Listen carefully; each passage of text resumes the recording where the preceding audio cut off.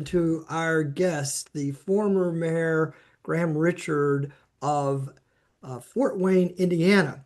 So I met the mayor at our most recent TLG conference, which was here in the Dallas area. And I was introduced to him by a mutual friend of ours, Sheila Montanay. And she had told me this is a man that is so innovative and exciting. And she had told me some about his history. But I will just tell you, she only told the half of it, Mayor. I was so intrigued by our conversation as we talked there at the booth. And I just really appreciate and want to thank you for being a part of this webinar as we're talking about leadership and innovation.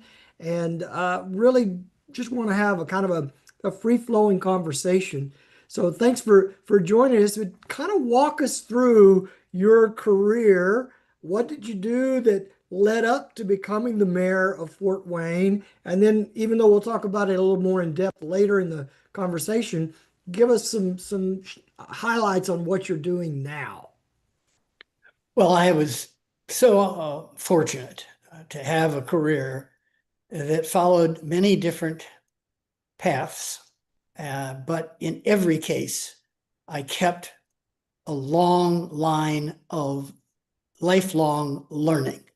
Mm. And I find that that just serves me well. I'm approaching the age of 80 and I'm learning more every day in the solar energy business. But we can talk about that separately.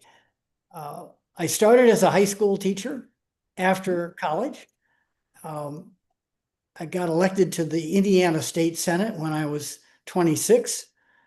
I served for one term, ran statewide for office twice for superintendent of public instruction and for the office of lieutenant governor, all before 1980. Mm.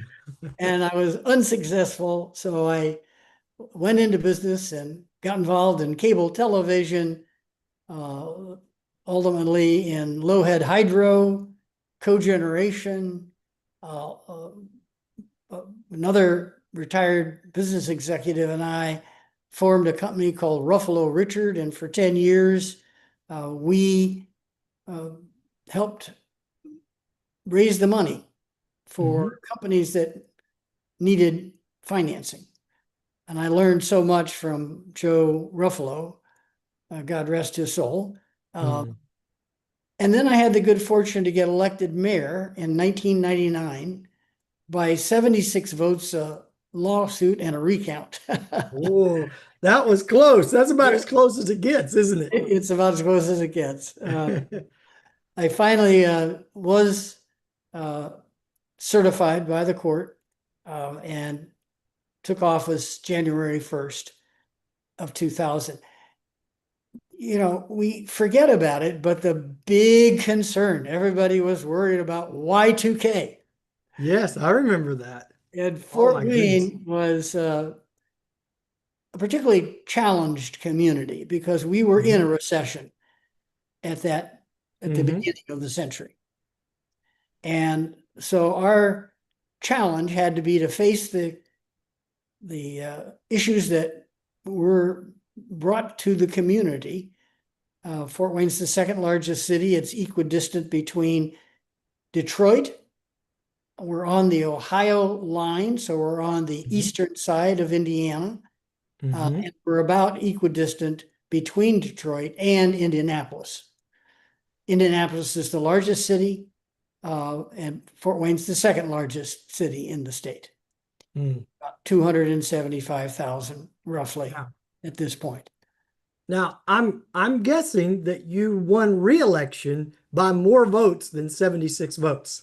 Well, it was a pretty resounding reelection because the legislature had voted on an annexation bill, which Hmm. was started by my predecessor, who was a friend, but was uh, a Republican. I'm a Democrat.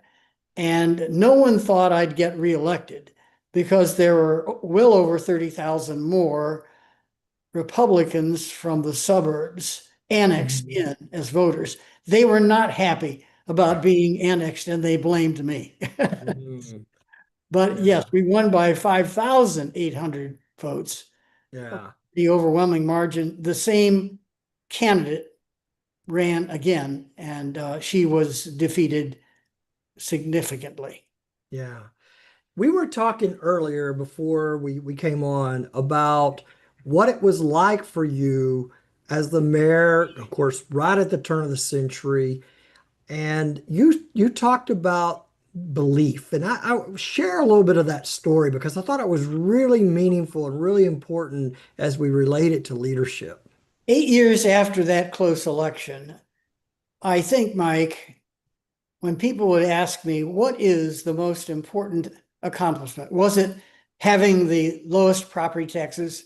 Was it having the lowest, uh, particularly Part 1 uh, federal crime statistics, having the lowest crime rate in the history of our city, having the lowest property taxes?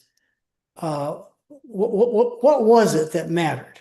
I think what Hmm. mattered was that Fort Wayne, as a community, and my successor, who got elected 4 times, that people began to believe in Hmm. themselves.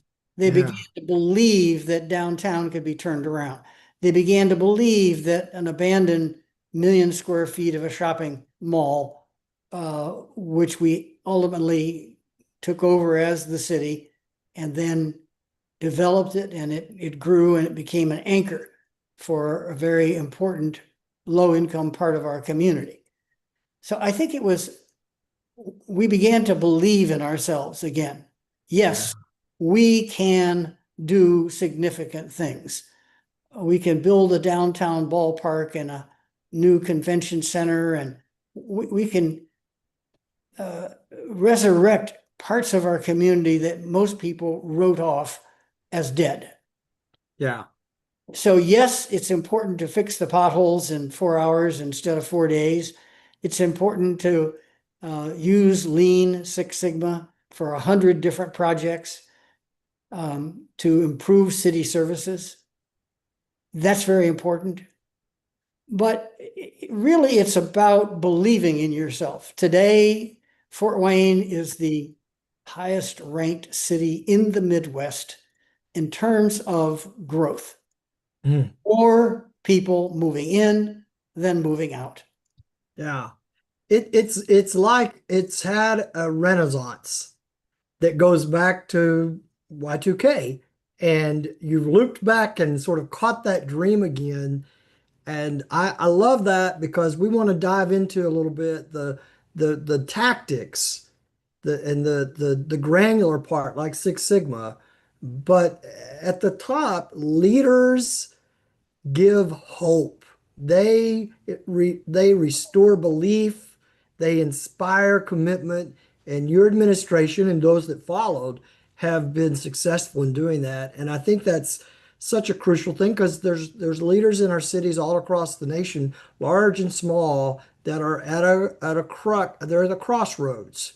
And I've seen it again and again, different leaders. Sometimes it's elected leaders, sometimes it's professional staff, but they reinstill hope into their community and their organization, and great things come out of that. I think by setting specific goals that are Mhm. measurable and Yeah. that can be, uh, we can be held accountable for. Crime statistics is one example. Hmm. I mean, your part one sort of violent offender, those returning residents who come back to the community having been incarcerated after committing a Part 1 crime, it's really important that uh, re-entry into the community. So we concentrated on that. We concentrated on making sure that Fort Wayne had the kind of environment for creating new jobs, starting new companies. We started an innovation center. Hmm. We started an opportunity for new work to be done that could encourage workforce engagement and new jobs. We started and lobbied at the time. Verizon was investing in high-speed fiber optic broadband. So we were Hmm. one of the first communities in the Midwest to put in the product called FiOS. Today, FiOS and broadband is well known, but back then, we were struggling to get high-speed fiber optic broadband passing every home and business, and we Hmm. were able to accomplish that. That's and that took a lot of foresight, I know, and vision, because it wasn't as clear then as it is to us now, just how crucial that is to Exactly. economic development and innovation. And interestingly, the Midwest hub for the local uh, broadband provider was purchased by Verizon. Then it was sold, and now it's being Mhm. purchased back by Verizon. They can make up their minds. Yeah, so Yeah. what we have is an investment that we encouraged, and Hmm. that led other companies to come in and also to put in high-speed fiber broadband as well. So we started to get competition, uh, Yeah. and that was a good thing at a time when digital infrastructure, and now we have a $2 billion Google data center, which was controversial, Mm. but it's on 800 acres, and it's a very substantial uh, investment Yeah. in infrastructure. Well, let's jump into a little bit more of the granular work. You are kind of connected with bringing Six Sigma into cities. I'm not the only one, but you certainly were a pioneer in that. And then you have an acrostic that I think that comes from your time at Fort Wayne as mayor. Best, building excellence through service teams, excellent service with teams. So talk a little bit about those. Those were controversial, may have been hard to implement. I don't know, but talk us through, how did you do that? Some critics say we can't have that in local government, but obviously you and others have proven that to be wrong. But tell us about your experience with that. In the 90s, we created a nonprofit organization of suppliers, starting with suppliers to General Electric. And then we added Raytheon, ITT, many other companies, hospitals, 40 different enterprises. So I had the good fortune of being the founder of that network. Mm-hmm. And we were constantly visiting each other's plants and sharing ideas about Mm. improving processes. So it was a natural when I got elected mayor to say, well, let's start doing this in city government.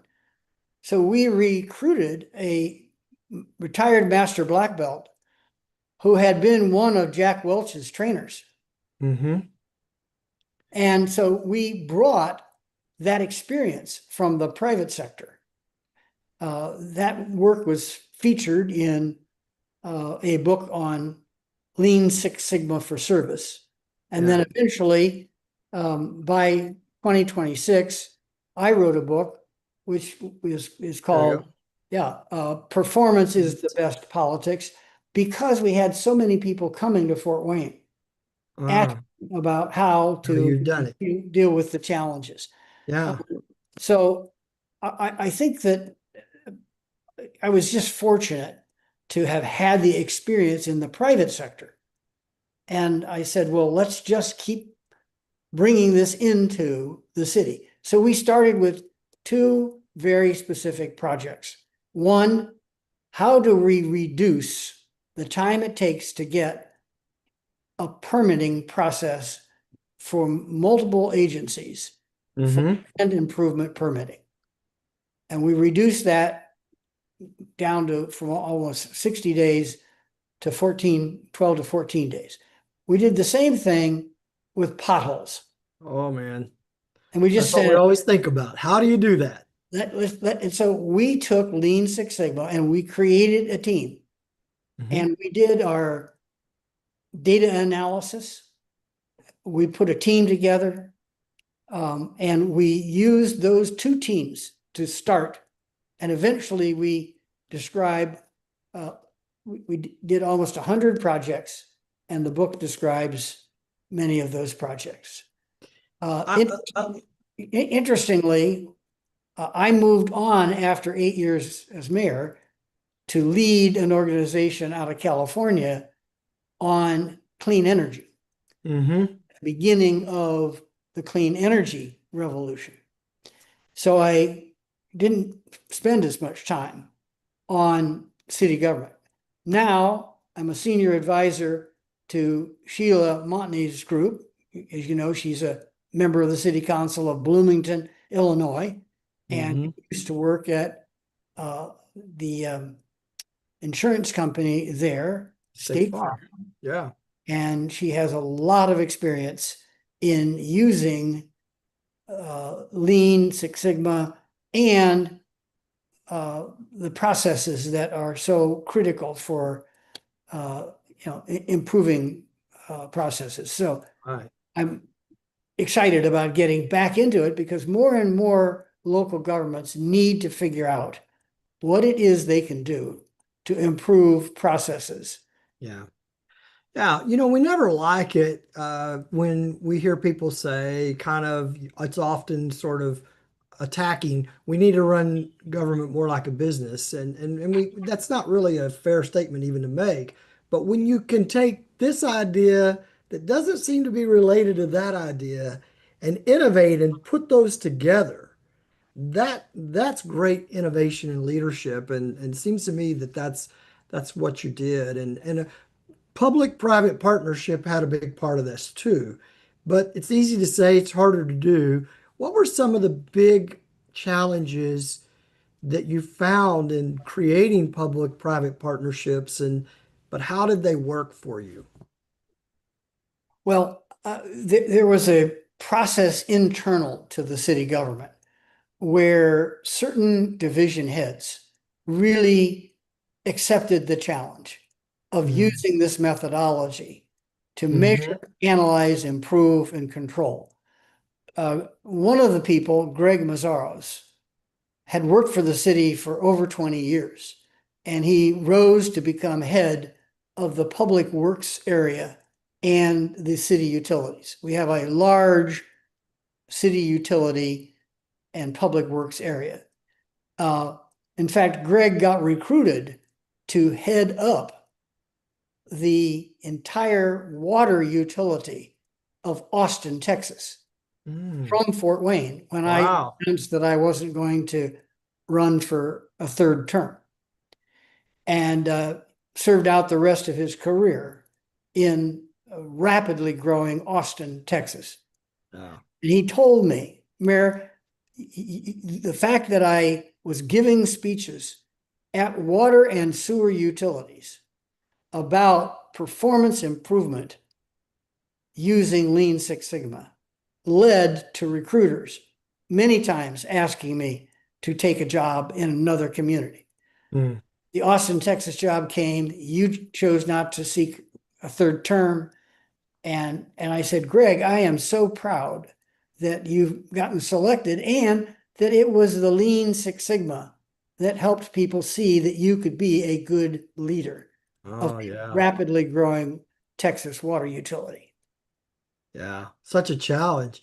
Now, when I was researching for this, I found you were sort of known for, there was three questions when you came in that you ask employees to start reflecting upon.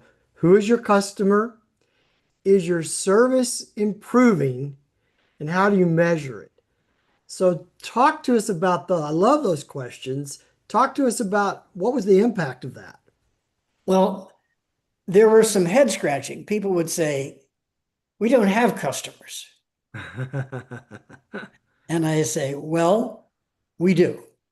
And we're going to start using the language that these are not just ratepayers for the city Mhm. utilities. They are not just voters. Yes, they are that. They are voters and they are ratepayers. But I want us to think of them as customers.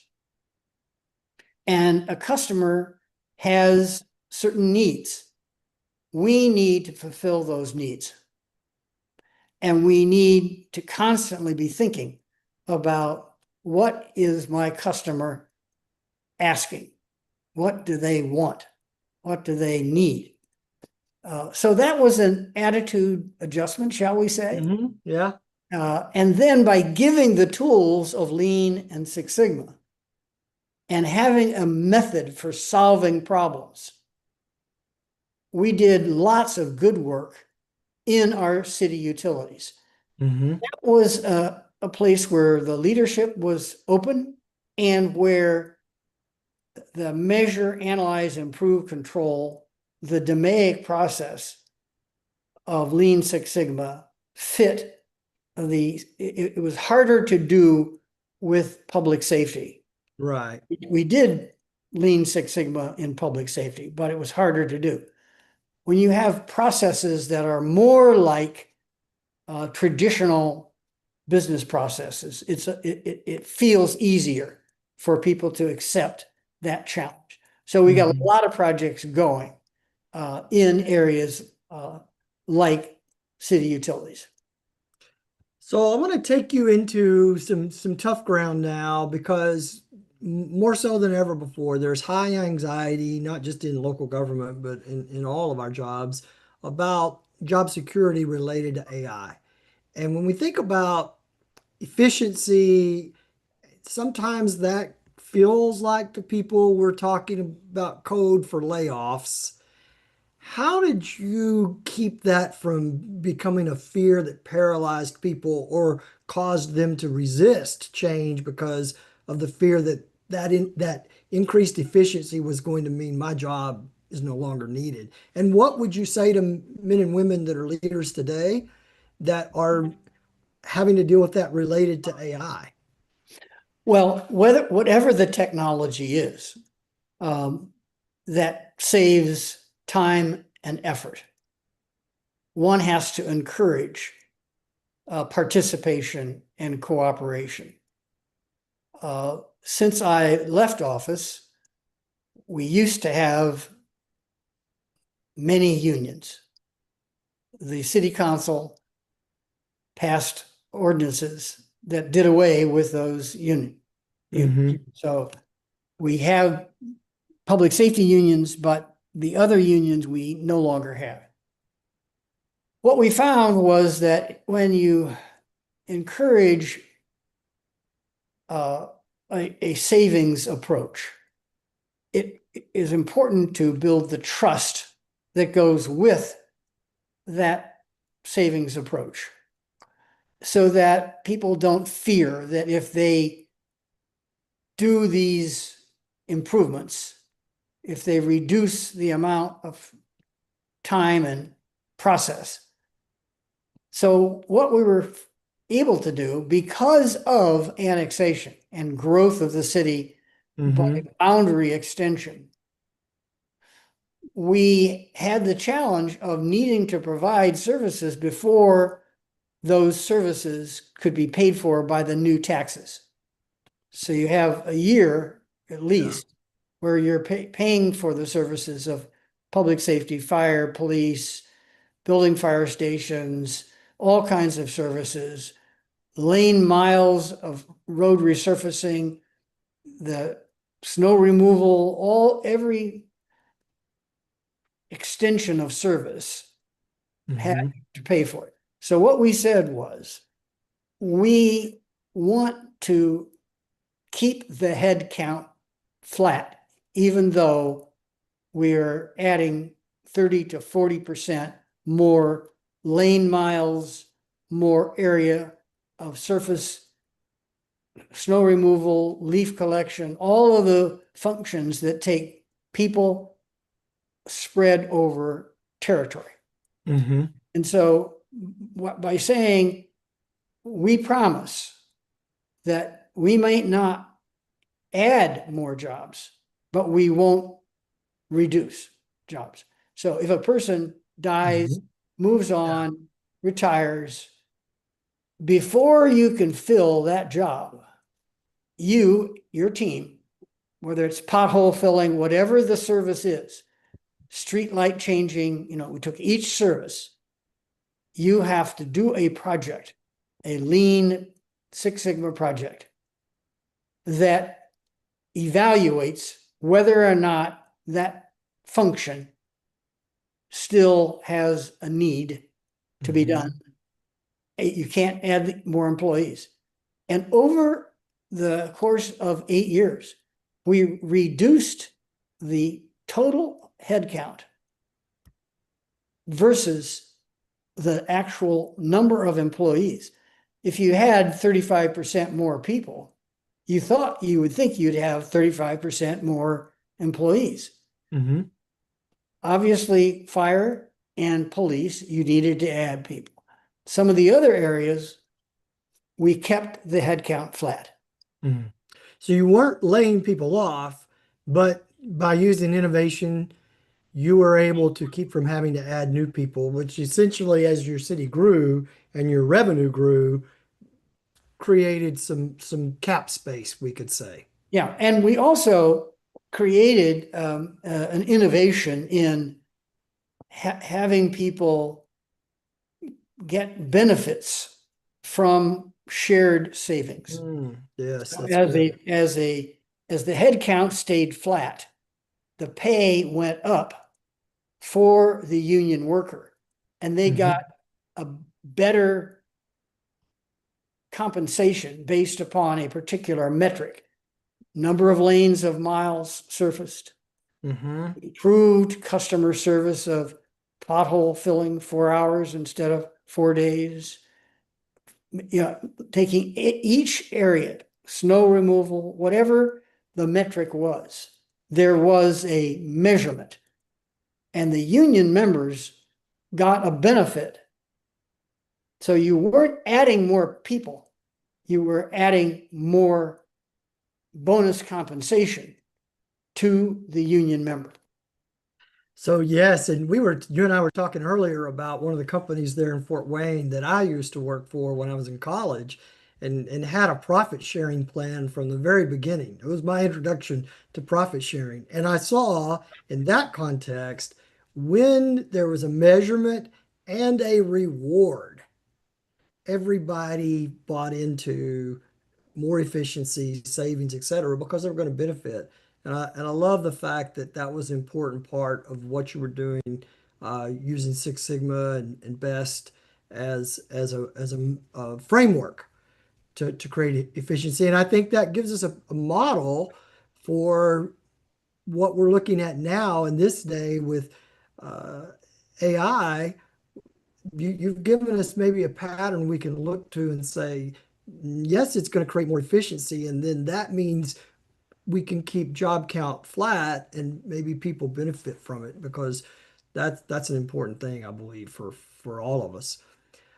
Let's fast forward a little bit because I mean I'm gonna say you're one of my heroes now. Like I want to be like the mayor. You didn't stop and just decide you're gonna play golf all your life every day after being mayor. You're involved now in smart cities, clean energy. Talk to us a little bit about that and what do you see from that that's on the horizon that gets you excited? Well, I tend to stay involved in things that I've had some experience with. So one of the companies that I'm working with is a company that provides very, very high speed fiber optic broadband for smaller communities. It could be a city, it could be a multi-family dwelling unit, Hmm. and it is a merger of three companies. And the company that I worked with, Kelly Dunn and his team, so I'm an advisor to them. I'm an Hmm. advisor to Sheila Montney, as I mentioned. I'm really excited about just kind of getting started with her. And then I'm also doing financing, using creative financing for nonprofits. An example would be the YWCA to Mm-hmm. solar systems in to help reduce their energy cost. We have about 8 projects that we're working on right now to Mm-hmm. take advantage of federal tax breaks, federal tax incentives. Um, so those are the areas that I'm really excited about. And I hope we can do some more work with cities that have an interest in wanting to have us talk about the strategies that are going to be needed uh, with new approaches. Yes. Well, I hope so, and want to encourage anybody watching, reach out to Mayor Richard and take advantage of that. Uh, Before we wrap it up, two things I want to just ask you to comment on. One, I think always the real measure of a leader's impact is not what happens while they are there, but what happens after they are there. And I know you're very excited about Fort Wayne. Just tell us a little bit about how Fort Wayne is doing now from your perspective, and uh, if we don't live there, bring us up to date on that. Well, economic development challenges in a community are different today than they were 20 years ago. Uh, the the economic development engine, if you will, we have 2 separate. One is a regional group, 11 counties, and it's called Northeast Indiana.